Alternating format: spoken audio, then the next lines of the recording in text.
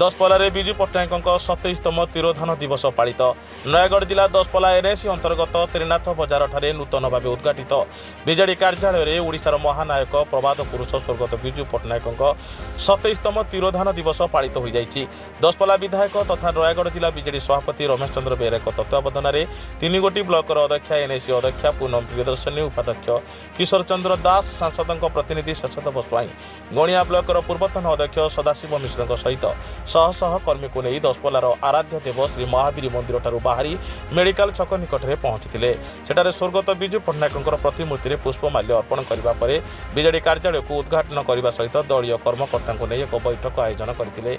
बैठक में स्वर्गत विजु बाबू गुणगान करने सहित माननीय मुख्यमंत्री नवीन पट्टनायक को षष्ठ थर मुख्यमंत्री भाव और विधायक रमेश चंद्र बेहेरा एवं सांसद डॉक्टर अच्युत सामंत को पुनः निर्वाचित करने को संकल्पबद्ध होते।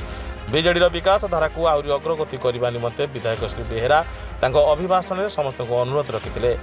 मानवर विधायक नेतृत्व में दशपल्ला निर्वाचन मंडली 3 ब्लॉक समस्त कर्मकर्ता को लेकिन आज प्रबाद पुरुष विजु पट्टनायक 27तम श्रद्धांजलि दिवस पालन करागला। निश्चित भाव में बहुत सुंदर करागला एवं प्रथम तिल तर्पण आरंभ करी विजु पट्टनायक पुष्पमाल्य अर्पण करने सहित आसी आमर पार्टी ऑफिस रे समस्त विषय विजु बाबू विषय समस्त आलोचना करागला। समस्त कर्मकर्ता मान को नहीं निश्चित भाव में भल गोटे आज आलोचना करागला। तेणु ये समस्त जे माननीय सांसद एवं माननीय विधायक को आम विपुल परिमाण भोट दे जितेबा तो अलग कथा।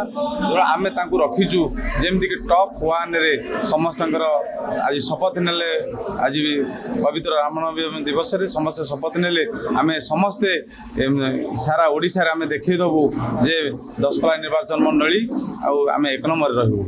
आज आम समस्त गोटे स्मरणीय दिवस प्रबाद पुरुष प्रवीण राजनीतिज्ञ ओडिशा जनमानसर जे नेता थिले पूर्वतन मुख्यमंत्री स्वर्गत विजु पट्टनायक 27तम तिरोधान दिवस।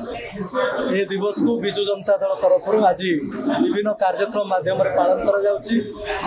सर्वप्रथम विजु जनता दलर गढ़ दशपल्ला निर्वाचन मंडली ए कथा को प्रमाणित करा जिवो। पुणी थरे एठी बहु भोट व्यवधान रे आमर प्रिय सांसद जहां को माननीय मुख्यमंत्री पुणी थरे द्वितीय बार दलीय टिकेट देइछंती एवं विधायक प्रार्थी भाव में मत सुजोग देइछंती विजु जनता दल तरफ से कर्मी माने उत्साहित अछंती। मु कहिबी जे आमे विजु जनता दल दशपल्ला निर्वाचन मंडली रे निर्वाचन परिप्रेक्षी रे कहा सहित केबे कंपटीशन करे नाही।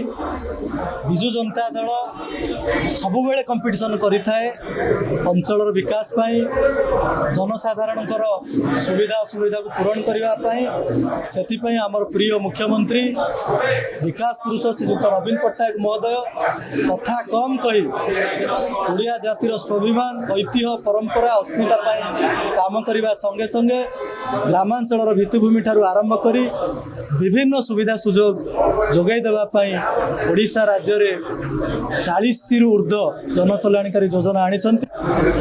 वरिष्ठ कर्मकर्ता संगठक जनप्रतिनिधि आज अंशग्रहण करने संगे संगे प्रबाद पुरुष विजु पट्टनायक ओडिशा माटी ओडिशा जाति पाई जो बलिदान रही से कथा आज संकल्प रही। नयगढ़ जिलूर ब्यूरो चीफ रंजन दास रिपोर्ट साई सत्य न्यूज।